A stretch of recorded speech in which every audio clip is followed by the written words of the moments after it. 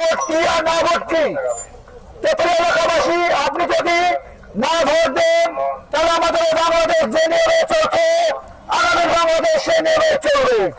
আর আপনি যদি হ্যাঁ ভোট দেন তাহলে বাংলাদেশের এই যে সংসদ নির্বাচন, এই নির্বাচনে যে রাজনৈতিক দলই ক্ষমতা আসুক না কেন তাকে রাষ্ট্রীয় কাঠামোর বেশ কিছু সংস্কার আনতে হবে।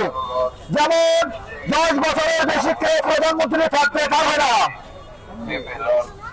সরকারি যে সমস্ত কর্ম কমিশন, আপনার হচ্ছে দুর্নীতি দমন কমিশন, নির্বাচন কমিশন, তত্ত্বাবধায়ক সরকার গঠনে বিরোধী দল সরকারি দল মিলিতভাবে সিদ্ধান্ত নেবে। আপনি যদি হ্যাঁ ভোট দেন তাহলে একটি দ্বিতীয় কক্ষ সংসদ গঠন করা হবে, যেখানে স্থানীয় সংসদরা তারা তাদের যে অনিয়ম দুর্নীতি তার জবাবদিহি করতে বাধ্য হবে। তবে যদি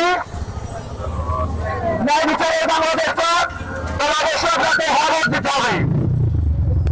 আমরা বর্তমান বাংলাদেশে কি দেখি?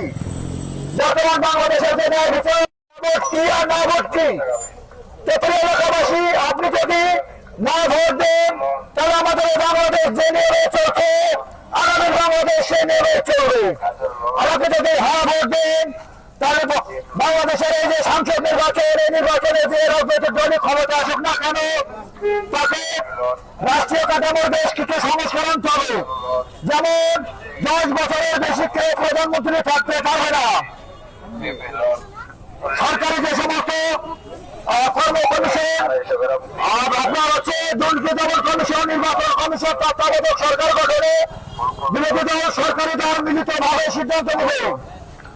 আপনি যদি হ্যাঁ ভোট দেন তাহলে একটি দ্বিতীয় কক্ষ সংসদ গঠন করা হবে, যেখানে স্থানীয় সংসদরা তারা তাদের যে অনিয়ম দুর্নীতি তার জবাবদিহি করতে বাধ্য হবে। তবে যদি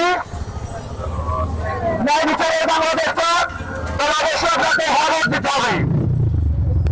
আমরা বর্তমান বাংলাদেশে কি দেখি? বর্তমান বাংলাদেশের যে ন্যায় বিচার